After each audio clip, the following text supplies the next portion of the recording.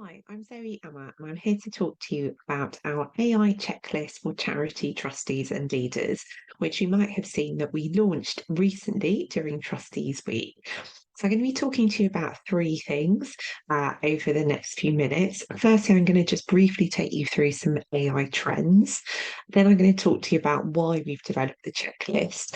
And then, thirdly, I'm going to talk to you about how you can engage trustees and leaders with AI, also how you can get started with the checklist and some of the next steps related to that as well.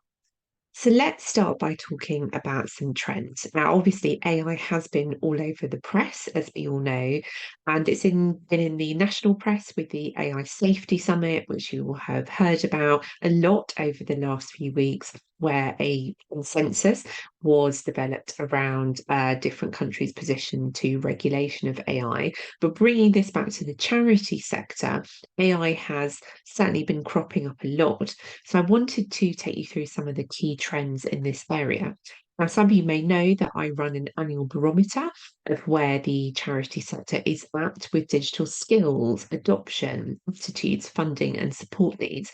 And we discovered some really interesting trends around AI in the most recent report, which came out in July, so earlier this year. So, what we heard from charities was that 78% agreed that AI is relevant to their charity and could transform it. But 73% didn't feel prepared to respond to the opportunities and challenges of AI. So, in other words, the majority see that it's really transformative, it's really relevant to this sector, but there are not the right conditions at the moment in terms of funding and support needs, and also a real challenge around time and resources as well, which I will talk about in a moment. So it's that lack of readiness, which is a real challenge. However, charities are already using AI. So more than a third, 35%, are already using AI for certain tasks. And more than half, 52%, want to look into AI but are constrained by that lack of time that I mentioned, by a lack of resources and also skills as well. And 42% are also trying to get their colleagues to engage. So that old chestnut of do my colleagues buy into my approach with digital is very much true of AI as well. So charities want to make progress with AI, but they are constrained by not having the right conditions, the right support needs, and of course the funding, as I mentioned earlier. There are some worrying issues around AI creating division between large, well-resourced and smaller organisations, with 64% of large charities saying that they're currently using or planning to use AI compared to 44% of small charities. So this is a real issue, as we can see. And what has perhaps slightly concerned me with some of the press coverage we've seen in at a national level, but also some of the discussions perhaps around AI in our sector, is that occasionally I think it can be seen as a niche issue, one that's about a very specific area of policy or a very specific area of technology. But what is also true of these technologies is that the decisions that they're going to be involved in making and how these technologies impact us all as a society, whether it's in terms of education or health or access to finance, are going to be pretty significant. They're going to affect everyone. And in that context, this is absolutely a civil society issue. And it's also a social justice issue as well. So, what do we need to do about this? Well, one of the things that we really need as a sector is we need some kind of focal point for AI. And it'd be really great to see the sector bodies and the infrastructure bodies come up with a position on this. And that's why it's so great that you're having this discussion here today.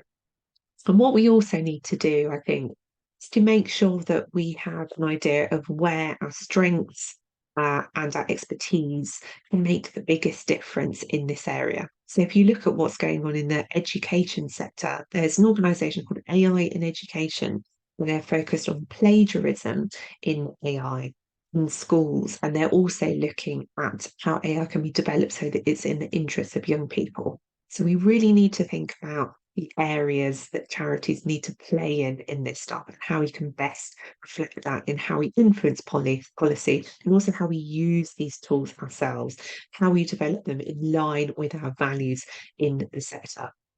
So let's talk about the checklist now. So why did we develop it? Well, myself and my colleague Nick Scott brought together a group of charity leaders last year for a roundtable on emerging tech, and they asked us to develop a guide to help their boards begin to take their first steps with AI, and also for those organisations who are more advanced to review their progress. And we knew that this kind of approach of a checklist can be really effective from projects that we've worked on before. And so hopefully Von will share the link with you to the checklist to help you get started with it. And for anyone whose trustees are new to AI, we have also developed a blog to go alongside the checklist, which is effectively a primer in what AI is, how charities are using it, and how you can get started with it. So do use the checklist to start the conversation in your board and with the people who are using AI in your organisation and those that are supporting your leaders.